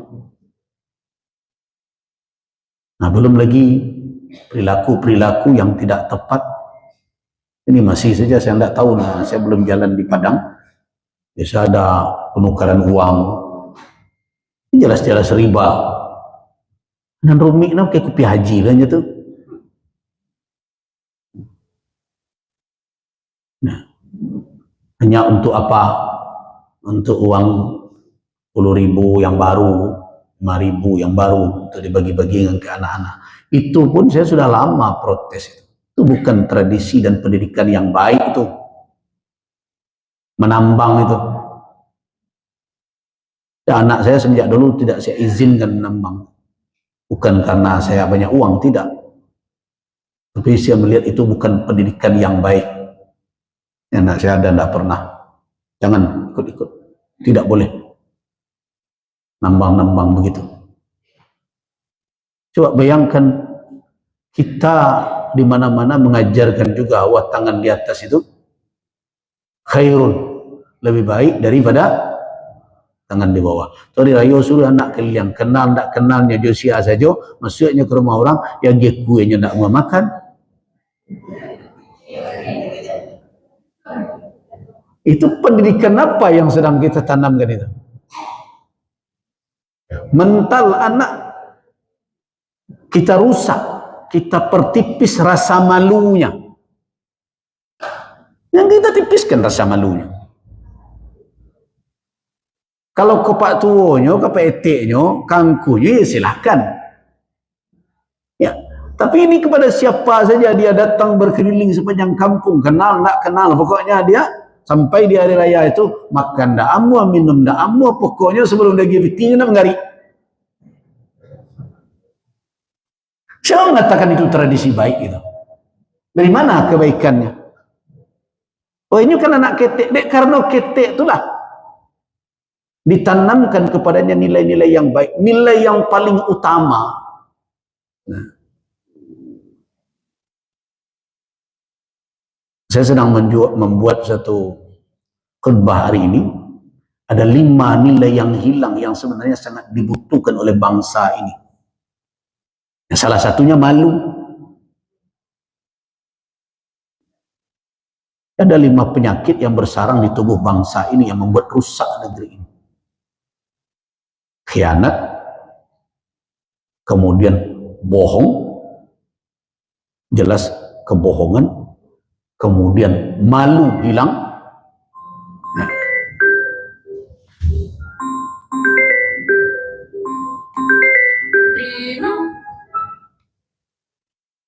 Assalamualaikum. Salah PD, iya. Sedang ngaji. PD, ya sama. Jadi hilang dari tengah kita. Yang ada itu pengkhianatan merajalela, kebohongan menjadi-jadi, ya, malu hilang. Kalau seandainya malu ini kita tanamkan, koruptor itu tidak akan berani tersenyum di depan TV dengan memaju pakai baju oranye itu. Kau ndaklah pakai baju oranye tetangga awak lah dadah kan. Ikut. Alah negari.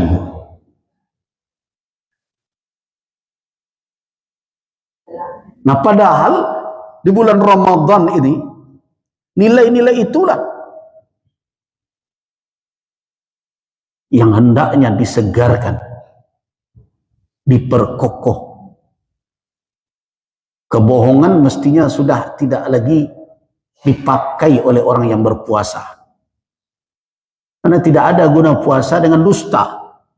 Kan begitu hadis. Man lam yada' qawla az-zuri wal 'amala bih. Falaysa lillahi hajah minhu an yada'a ta'amah wa syarabah. Siapa yang tidak meninggalkan kebohongan, kedustaan, kepalsuan, pencitraan bohong, tidak ada gunanya. Allah tidak membutuhkan dia meninggalkan makan dan minumnya. Nah kalau 30 hari orang menyadari hal itu, melatih diri menghindari dusta, bohong, kepalsuan, pencitraan palsu dan berbagai macam, kalau betul ya, dia sungguh menjalankan ibadah ini, maka setelah Ramadan, dia orang yang berpantang untuk melakukan perbuatan menipu orang lain, memoles kegagalan seperti keberhasilan. Itu zur namanya. Zur itu bukan sekedar berdusta. Dusta sudah terlarang. Dalam puasa zur. Qaula zuri wal amala bih. Itu saya khutbahkan di Solo. Apa qaula zur wal amala bih? Apa makna zur? Kebohongan tetapi dibuat serapi mungkin. Dibuat kamuflasenya sehingga orang yang mendengarnya tertipu dan percaya itu suatu kebenaran. Itu zur namanya. Jadi pencitraan-pencitraan palsu, informasi-informasi menyesatkan, kesana proyekku gagal tapi dibuat berhasil. Nah sekarang perbuatan seperti itu menjadi-jadi, apalagi dengan bermunculannya orang-orang yang jadi pendengung atau buzzer namanya. Nah kalau betul lah hari ini orang menjalankan puasa dengan benar, itu akan berkurang itu. Nah makanya saya berharap benar-benar puasa hari ini memberikan perubahan, tahun ini memberikan perubahan bukan hanya kepada pribadi tapi kehidupan berbangsa, sehingga penyakit yang akut di tengah umat itu hilang.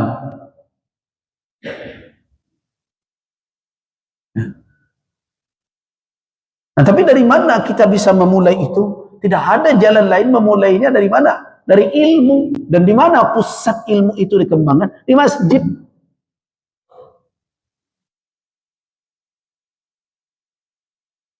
Tetapi umat Islam kurang perhatian dengan ini.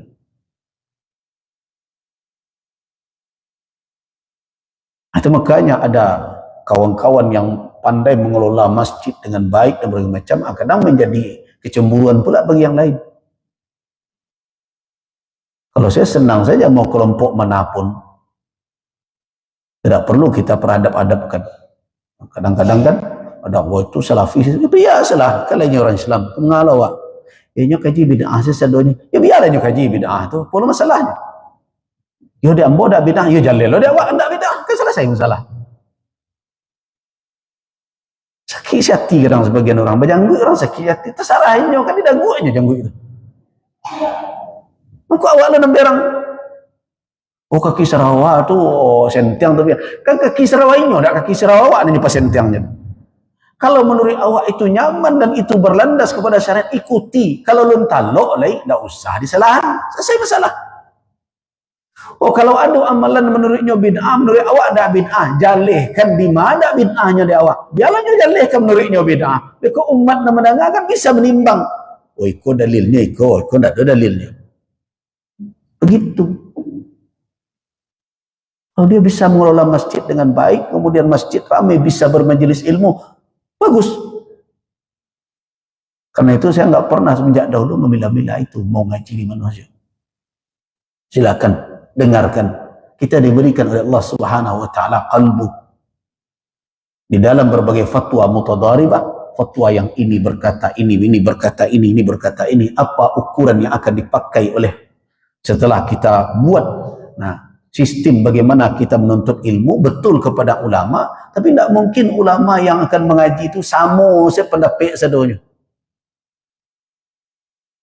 Tidak mungkin. Lain manusia saja ada sudut pandang yang berbeda. Sedangkan tidak manusia saja mesin kini AI ditanya cie iko jawabnya, tanya itu cie besok lain jawabnya. Nah, terjadi pengan. Nah, dalam kondisi seperti itu sering tanya, tuh kami terombang-ambing. Tidak ada yang terombang-ambing. Siapa yang terombang-ambing? Allah memberikan kita kecerdasan yang lebih dari AI itu. Apa itu? Kecerdasan hati. Maka dikatakan oleh Nabi, apa kata Nabi? Istafti qalbak wa yaftukan nas. Jika orang sudah berfatwa A, B, C, D, dan bermacam, kama fatwa terakhir dari pendapat nanado, manan tanang batin awak. Jiwa, istafti qalbak. Tanya hati engkau, tapi pelajari dulu. Jangan main hati taruh saya mengaji nak muah.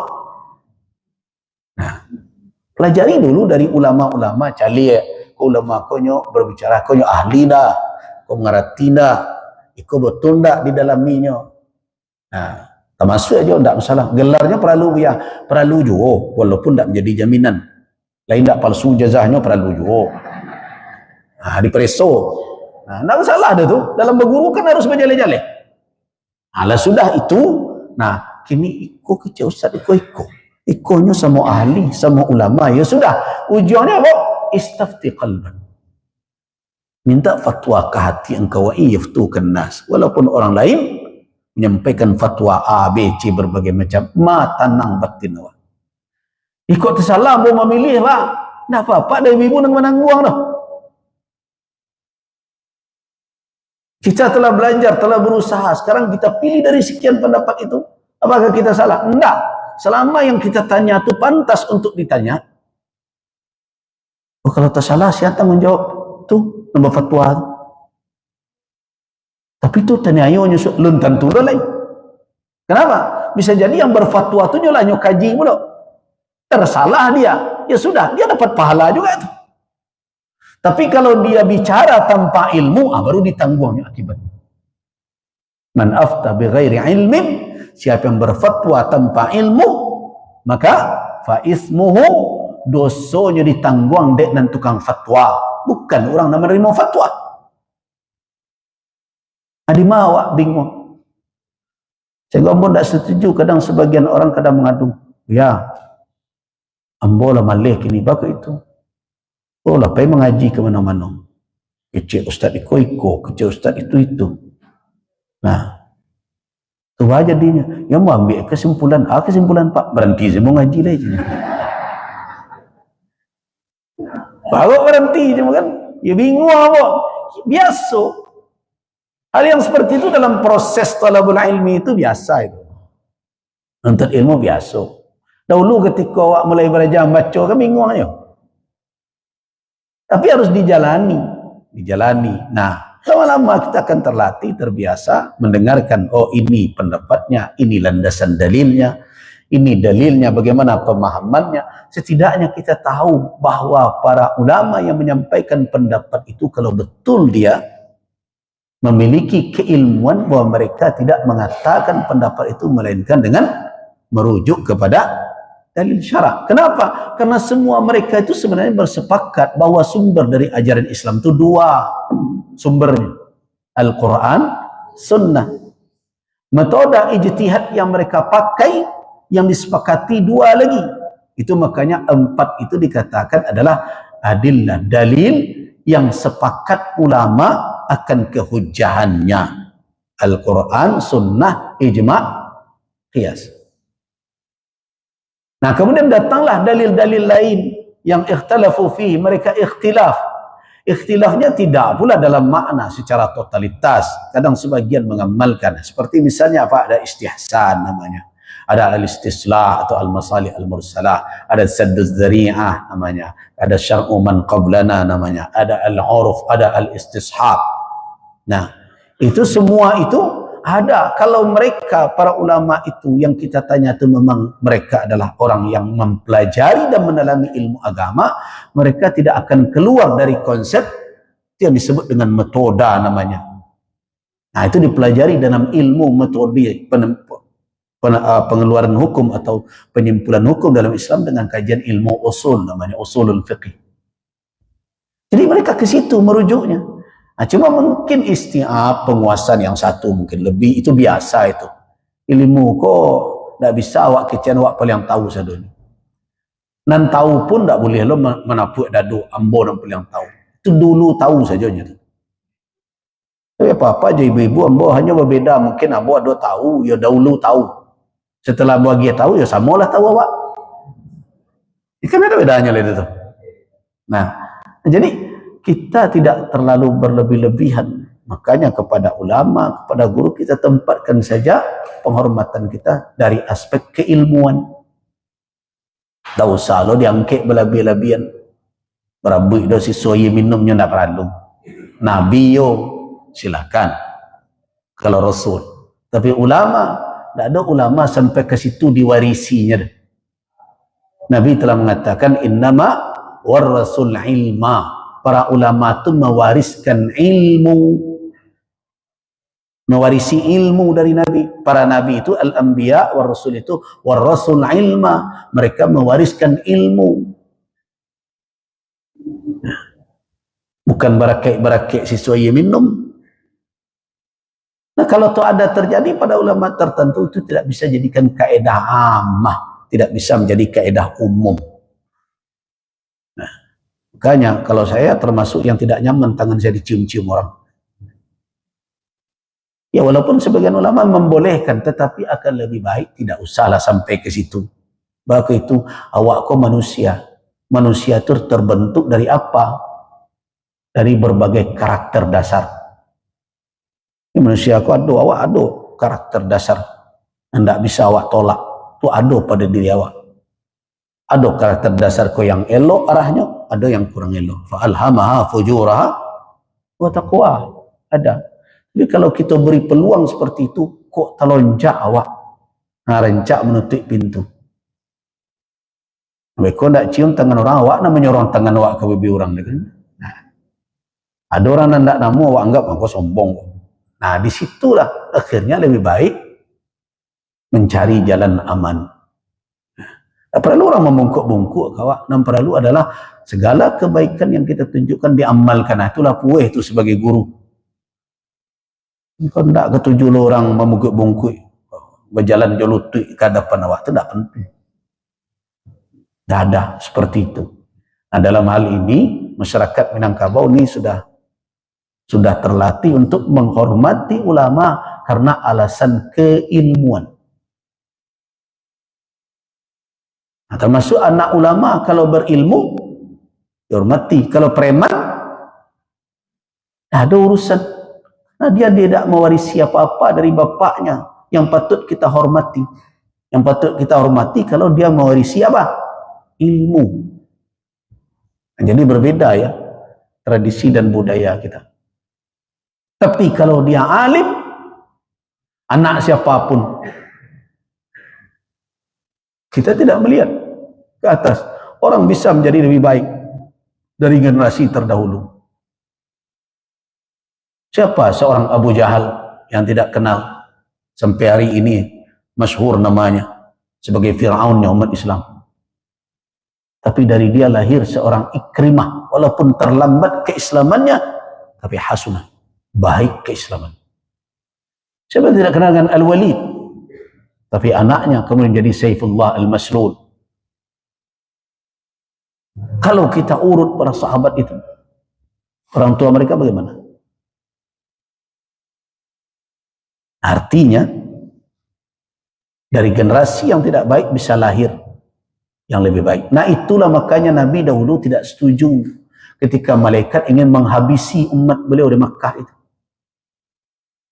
Kan ditawarkan oleh malaikat, Malakul Jibal, ketika Nabi pulang dari Taif, beliau merasa ada yang menaungi, lihat rupanya Jibril.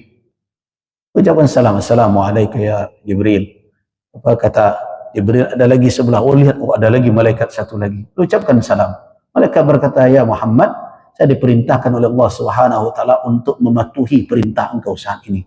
Murni, perintahkanlah saya. Kalau perlu saya angkat dua bukit Mekah itu, Abi Qubais dan Qu'an. Di Mekah itu kan dia terkurung oleh dua bukit besar dahulu. Sekarang bukit itu sudah diruntuhkan. Dulu dia terkurung, dia lembah, biwadin, di lembah. Di tengah-tengah lembah itu Ka'bah. Maka di dalam Al-Quran, apa doa Nabi Ibrahim? Taraktu ahli, saya tinggalkan keluargaku biwadin, di lembah yang tidak ada tanaman. Ghairi zizara. Tidak salihah lizzar'i. Tidak bisa ditanami. Nah, lembah. Jadi, di keliling lembah itu ada dua bukit besar. Dua bukit besar. Nanti antara bukit itu bertemu ujungnya. Kalau arah ke apa? Ke tempat sa'i, bertemulah dua ujung lidah dua bukit itu. Yang satu Safa, yang satu Marwah. Jadi Safa itu bahagian dari bukit Abi Qubais. Jabal Abi Qubais. Dan sekarang di atas Jabal Abi Qubais itu berdiri istana atau tempat peristirahatan kerajaan. Di samping Masjidil Haram. Satu lagi namanya bukit Qu'an namanya. Nah itu. Itu ditawarkan dulu oleh malaikat, ya Muhammad, perintahkan saya angkat dua bukit itu, mau timpun ke orang Makkah, cairnya sampai. Tapi kata Nabi, tidak.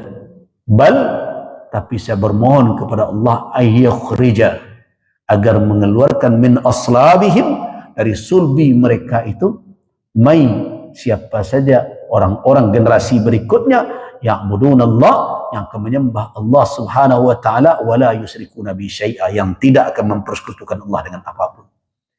Jadi konsep penghormatan kita bukan konsep keturunan, tapi konsep keilmuan. Konsep keturunan yang dipakai, tentu Nabi Ibrahim tidak dihormati karena bapaknya tukang buat patung, Azar, ya kan? Ini bukan konsep keturunan, tapi konsep apa? Risalah yang dibawa. Ada risalah ilmu yang dibawa. Nah itulah penghormatan kita kepada ulama. Nah itulah gunanya kita bermajelis ilmu. Sehingga nilai-nilai seperti itu bisa kita ketahui. Kalau tidak, di luar sana, berbagai macam parameter yang dipakai orang di luar itu. Nah kita bisa tersesat. Bisa tersesat di luar itu kalau tidak ada penyegaran di dalam masjid untuk memberikan panduan bagaimana kita akan bersikap menghadapi hiruk pikuknya dunia ini. Fitnah semakin dahsyat. Sulit kita hari ini memilah mana berita yang benar, mana berita yang hoax. Sulit. Nah, karena itu fungsi masjid sebagai tempat bermajelis ilmu, berhalaqah ilmiah, itu harus menjadi prioritas. Jadi dua itu adalah peran dan fungsi utama itu. Tidak boleh yang dua ini tersingkir, terabaikan karena yang lain-lain. Ini harus ngurus masjid, pengelola, lembaga-lembaga keumatan, tolonglah hal yang seperti ini dijalankan dengan baik. Baik, kita cukupkan. Jadi hari ini sengaja kita tidak kaji tentang fikih keluarga. Ya gado-gado sajalah hari ini. Apa saja masuk. Karena selama bulan Ramadan, mungkin ini pertemuan terakhir kita. Insya Allah setelah Ramadan kita akan lanjutkan kembali kajian fikih keluarga kita. Dan nanti setelah fikih keluarga selesai, hak dan kewajiban suami istri, kita akan masuk kepada tarbiyatul aulad, pendidikan anak menurut Rasulullah Sallallahu Alaihi Wasallam. Nah, baru kita kembangkan. Nah, mudah-mudahan dengan itu kita bisa menyalin, mengkaji. Jadi tarbiyatul aulad inda Rasulullah. Menurut Rasul bagaimana anak-anak ini dididik, diarahkan. Karena kita mayoritas adalah orang tua yang punya tanggung jawab terhadap anak cucu kita. Biiznillah, dengan izin Allah, insya Allah. Maka kita berdoa semoga semua kita sama-sama sehat saja. Saya juga sehat dan semuanya. Karena kadang-kadang dengan kondisi seperti sekarang, fisik bisa juga terasa menurun. Bolak-balik dengan Jakarta, Padang, berbagai macam. Saya mohon doa dari jamaah, mudah-mudahan bisa sehat dan terus membina umat. Amin ya rabbal alamin. Qabbalallah minna wa minkum. Semoga Allah menerima amal kita semua, salihal a'mal, amal-amal salih kita, dan Allah menjadikan kita orang-orang yang beruntung dalam kehidupan dunia dan selamat di akhirat. Amin ya rabbal alamin. Waffaqanallahu wa iyyakum lima yuhibbu wa yarda. Wabillahi taufiq wal hidayah. Assalamualaikum warahmatullahi wabarakatuh.